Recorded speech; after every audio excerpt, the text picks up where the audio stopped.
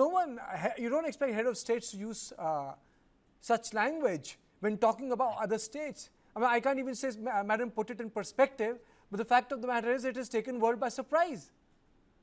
Absolutely, this is completely unparliamentary language, and I can only say that it reflects the extreme frustration of President Trump that this morning he thought he had a ceasefire absolutely in the bag.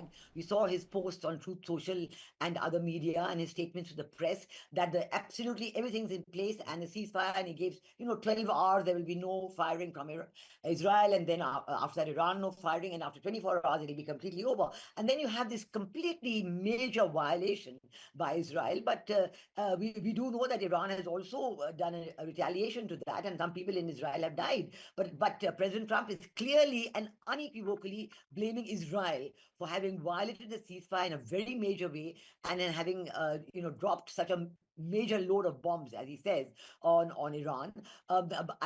We can only guess from the media that he has already had a discussion with Prime Minister Netanyahu and probably conveyed in no uncertain terms to Prime Minister Netanyahu's extreme dissatisfaction with the situation. And after that, it seems that the ceasefire is holding.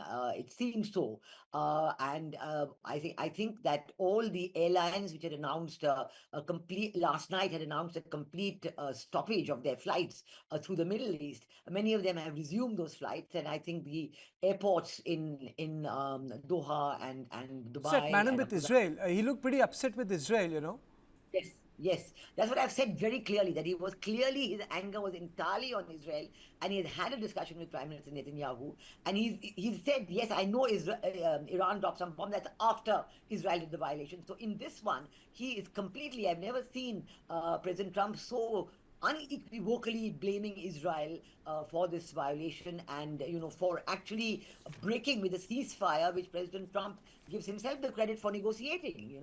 So I think that this has been a very unequivocal statement, alarmingly frank, and we only hope that Prime Minister Netanyahu has taken the message and there'll be no more violation, and the ceasefire will hold seriously from now on. And let me take a quick reaction from my colleague Manish Jha from TV9 Network. He's been reporting from Israel, from ground zero, since the conflict began. Manish?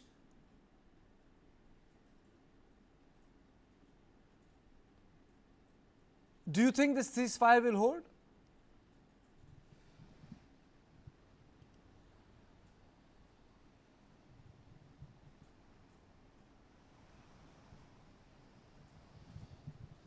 देखिए कार्तिकेय, मुझे ऐसा लगता है कि इस वक्त की कम से कम अभी फ़िलहाल ये युद्ध विराम कंटिन्यू रहेगा। वो इसलिए क्योंकि प्रेसिडेंट ट्रंप ने जिस तरीके से नेतन्याहू को या इजराइल से कहा है, ठीक है, पूरी दुनिया में आज की तारीख में प्रेसिडेंट ट्रंप के एफर्ट से ज़्यादा उनकी भाषा को लेकर चर्चा हो रही है, जिन शब्दों का उन्होंने इस्तेमाल किया। लेकिन क्या फ़र्क पड़ता है आप कौन सी भाषा बोलते हैं अगर युद्ध रुक जाए तो, क्योंकि आप देखिए कि दोनों तरफ से इस जंग में जिस तरह के खतरनाक वेपन का इस्तेमाल हुआ था वो शायद ही कभी देखने को मिल रहा था।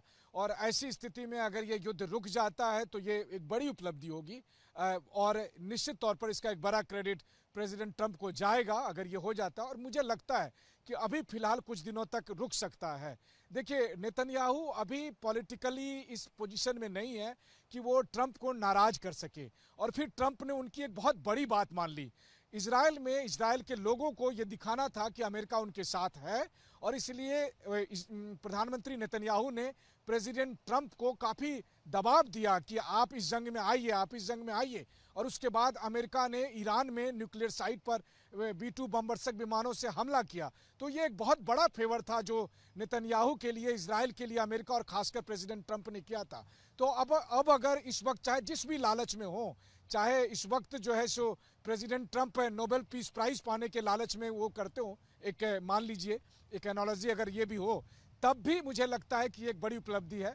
बाकी उनका गुस्सा भी वाजिब था, और उसी गुस्से में उन्होंने शायद उस तरह की भाषा का इस्तेमाल किया, लेकिन इतनी सी छूट उनको भी दी जा सकती है। टेंशन का माहौल है, जंग का माहौल है। अब ऐसे में तो डिप्लोमेसी वाली वो चिकनी चुपड़ी बातें हो नहीं सकती है, और वैसे भी चिकनी चुपड़ी बातों का परिणाम तो जंग के तौर पर हुआ। तो मुझे लगता है कि अभी प्रेसिडेंट ट्रंप को कम से कम एक बेनिफिट ऑफ डाउट दिया जाना चाहिए, या एक बड़ा सा आप कह सकते हैं कि हेड्स ऑफ है उनसे, उनके लिए।